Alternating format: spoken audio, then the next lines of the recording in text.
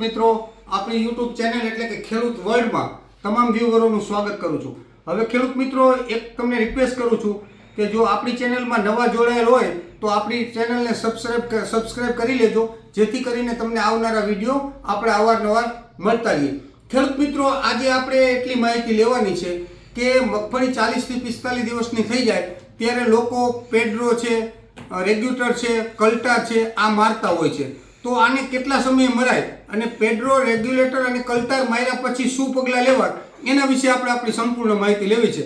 તો આપણા વિડીયોને એન્ડ સુધી જોજો, જેથી કરીને તમને ખબર પડે કે કલ્ટાર મારવાથી ખાલી ફ્લાવરિંગ નથી વધતું, કલ્ટાર માર્યા પછી આપણે શું કાળજી લેવી એના વિશેનો આજે આપણે સંપૂર્ણ વિડીયો બનાવવાનો છે।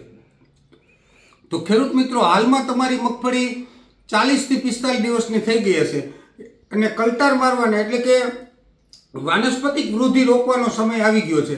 જો વાનસ્પતિક વૃદ્ધિ રોકાય નહીં તો એની જે તાકાત છે એ પર્ણમાં, કૂપણમાં, ડાળુમાં આ એની શક્તિ છે એ ટ્રાન્સફર થઈ જતી હોય છે અને સૂયા બેસવામાં ઓછી સૂયા બેસી શકે છે।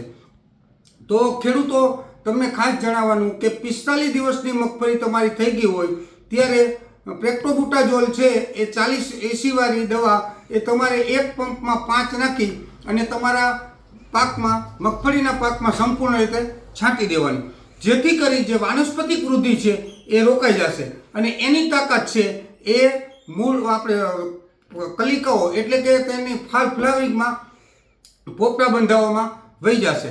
હવે આપણે આ વાનસ્પતિક વૃદ્ધિ રોકી અને એની તાકાત છે એ સૂયામાં બેસાડી દીધી। તો હવે સૂયાને બેસાડવામાં મગફળીમાં એટલી તાકાત નથી હોતી કે જેટલી તમે પ્રેક્ટોબુટાઝોલ છાંટી એના કારણે જેટલા સૂયા છે એટલા મગફળી તાકાત લઈને પરિપક્વ થઈ શકે। તો આ પરિપક્વ કરવા માટે શું કરવું? તો તમે ખેડૂત મિત્રો એક ખાસ ધ્યાન રાખજો કે વાનસ્પતિક વૃદ્ધિ રોકવાની જે દવા છે, કલ્ટા છે, પેડ્રો છે, રેગ્યુલેટર છે, આ તમારે 45 થી 50 દિવસે છાંટી દેવાની। આ છાંટ્યા પછી તમારે 6 દિવસે માઇક્રોન્યુટ્રન્સ, તમામ પ્રકારના માઇક્રોન્યુટ્રન્સ જેમ કે જેમાં ઝીંક, બોરોન, મેગ્નેશિયમ, મોનિબ્લેડ, આયર્ન આ બધા તત્વો આવ્યા હોય એનું એક પંપમાં 50નું પ્રમાણ નાખી અને ફરજિયાત છાંટવું જોશે। શું કામ? કે જો તમે નહીં છાંટો તો જે તમે સૂયા બેસાડ્યા એ ગોગડી થઈ જશે, કારણ કે એને પરિપક્વ કરવા માટે જમીનમાં મૂળને અને છોડને તાકાતની જરૂર પડે। તો આ તાકાત આપવા માટે તમારે K2 છે એટલે કે પોટાશ છે, આવી બધી વસ્તુ નાખો તો જ તમારી મગફળી છે એ ઉત્પાદન આવશે। ખાલી તમે આ કલ્ટાર મારી દો એટલે તમારું ઉત્પાદન વધી ગયું એવું ન બને।